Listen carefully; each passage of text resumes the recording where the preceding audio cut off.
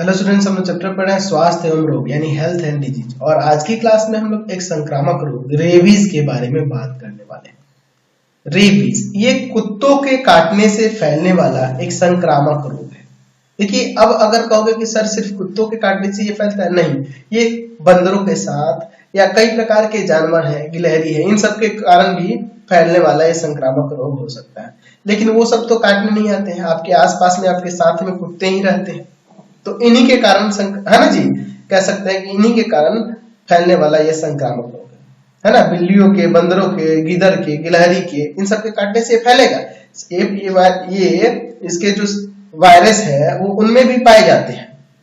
Rabies के virus कुत्ते के साथ साथ कह सकते हैं कि ये गिलहरी में, बंदर में, चमगादड़ में, गीदड़ में, इन सब में भी पाए जाते हैं। लेकिन वो तो हमें काटते नहीं है, उनसे हम लोग दूर रहते हैं, ज्यादातर हम लोग कुत्तों के संपर्क में रहते हैं। तो एक्चुअल में रेबीज जो है ना, यह रैबिडो नामक वायरस के कारण होने वाला ये संक्रामक रोग है।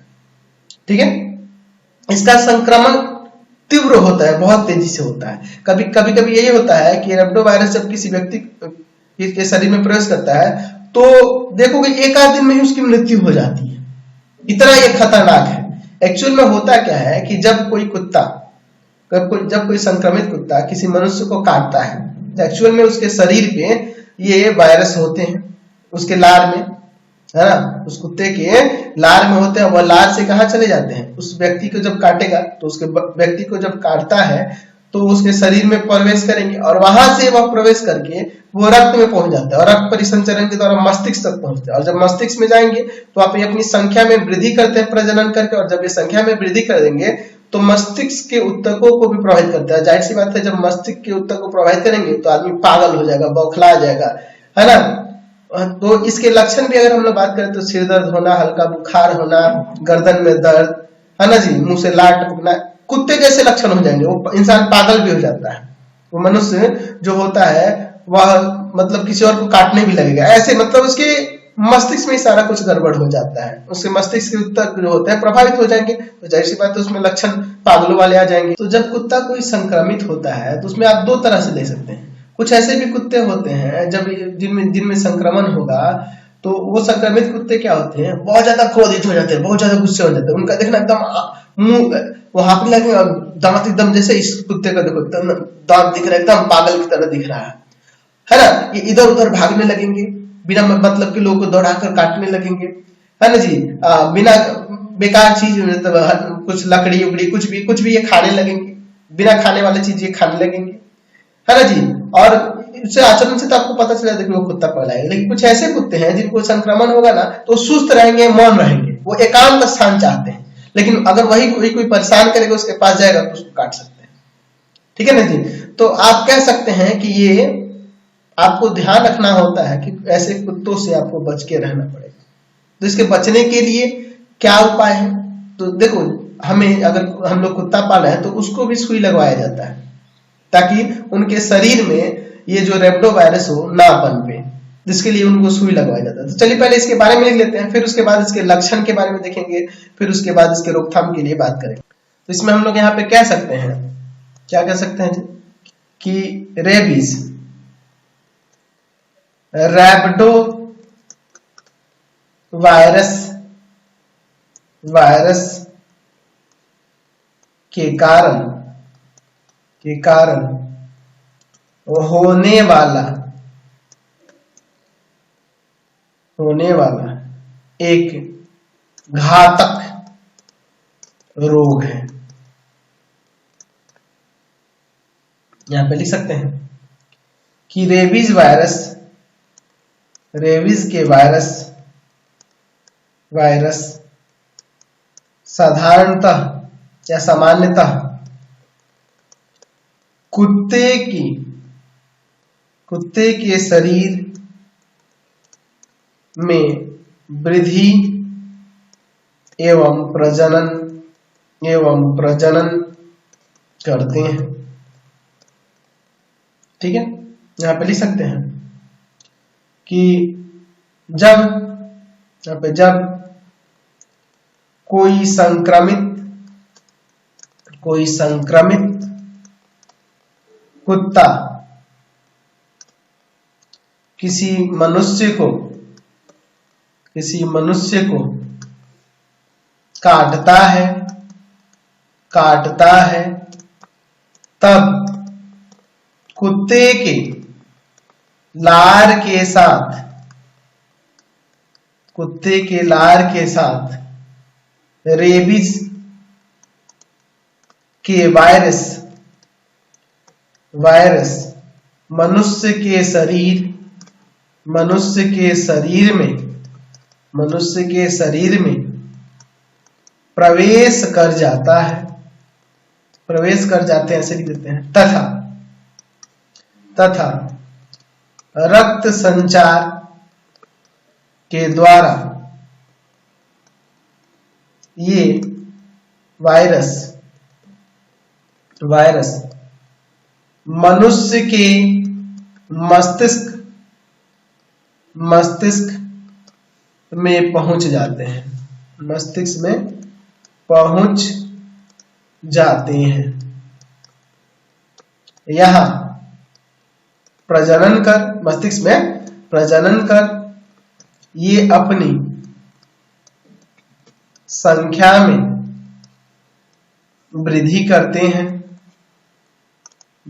करते हैं तथा मस्तिष्क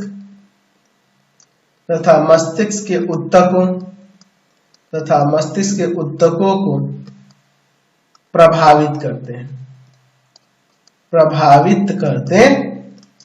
ठीक है, अब इसके लक्षण देख लेते। चलिए, अगर हम लोग यहाँ पर इसके लक्षण की बात करें तो लक्षण में आप लिख सकते हैं कि सिर दर्द होना, हल्का बुखार आना, पहले ही मैंने बताया था। गर्दन में दर्द, मुंह से लार टपकना, क्रोधित होकर चीखना चिल्लाना,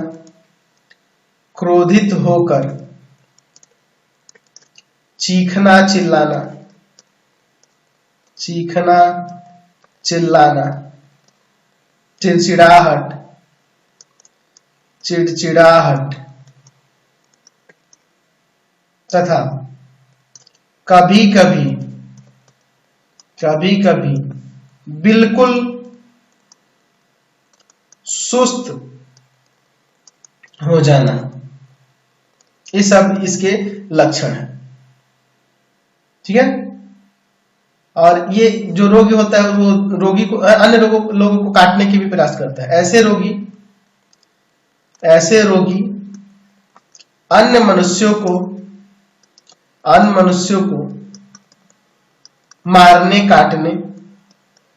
मारने या दांत काटने का भी प्रयास करते हैं। मतलब ये कह सकते हैं कि कुत्ते जैसा पूरा लक्षण आ जाता है। ठीक है ना। एक्चुअल में कभी कभी ये भी होता है कि ये रोग इतना बढ़ जाता है कि जिस रोगी को होगा उसका गर्दन जो होगा ना, गर्दन की जो पेशियां होती हैं, वो गर्दन की पेशियां जो होती हैं वह अपना नियंत्रण खो देती है, मस्तिष्क उसका नियंत्रण खो जाता है, जिसके कारण क्या हो जाएगा कि ये गर्दन तना नहीं रह पाएगा, सिर जो होगा वो सिर झुक जाएगा, सिर जो होगा झुक जाता है, गर्दन के भार से झुक जाता है। और वैसे रोगी पानी पीने में असमर्थ हो जाते हैं, जल देखते हैं उनको डर लगने लगता है, और इस तरह के रोग को हम लोग हाइड्रोफोबिया कहते हैं। तो चाहो तो इसको भी आप लिख सकते हो कि यहाँ पे लिख सकते हैं कि गर्दन की पेशियों का नियंत्रण समाप्त हो जाता है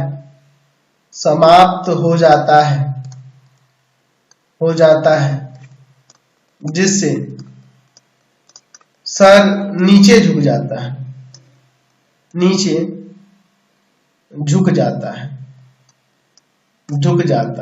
कैसे? मतलब सिर नीचे झुक जाएगा क्योंकि गर्दन की पेशियां नियंत्रण अपना खो देती हैं, है ना। ऐसे व्यक्ति पानी देखकर घबराते हैं,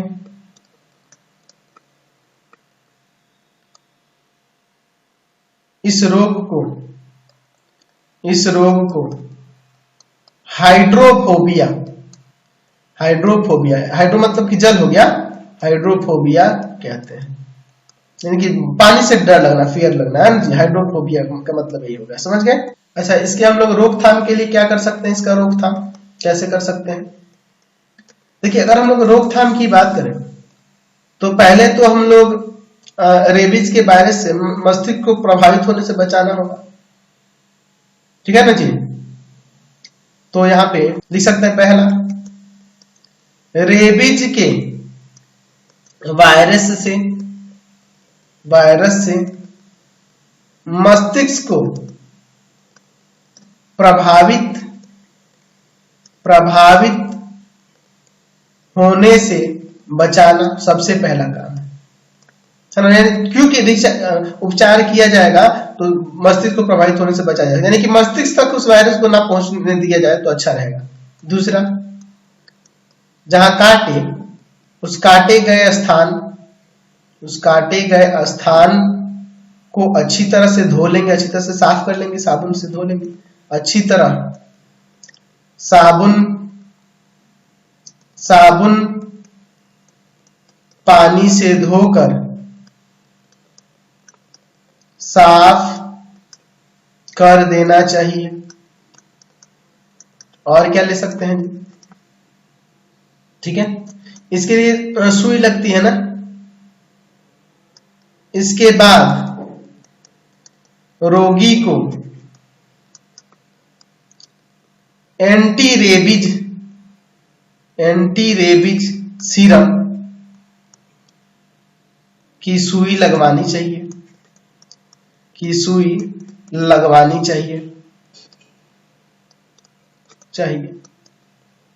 तो अगर हम लोग बात करें रेजी सुई की, तो एंटी रेबीज सुई जो होता है यह कई प्रकार से लगाया जाता है। पहले जो सुई आती थी वह जो सुई होती थी उसके 14 सुई जो होती थी पेट में लगवानी पड़ती थी। अब तो 2-3 भी सुई आ गई है ना।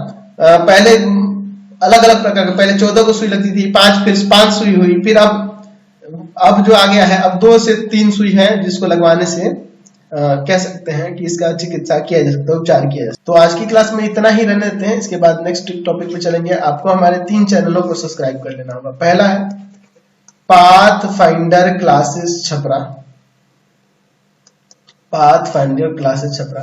दूसरा है आपके पास भारती भवन रविकांत सर, और तीसरा चैनल है Ravikant sir RD Sharma solution. तीनों चैनलों को सब्सक्राइब कर लेंगे। इससे रिलेटेड वीडियो के लिए सीधे डिस्क्रिप्शन में, इससे रिलेटेड नोट्स के लिए गूगल पे जाकर सर्च करेंगे www.ravikantsir.in, और यहाँ जाकर आप सभी क्लासेस के नोट्स, उनके वीडियो डाउनलोड कर सकते हैं, पढ़ सकते हैं। इंस्टाग्राम और फेसबुक पे जाकर पाथफाइंडर क्लासेस छपरा को लाइक एंड फॉलो करना नहीं भूलेंगे।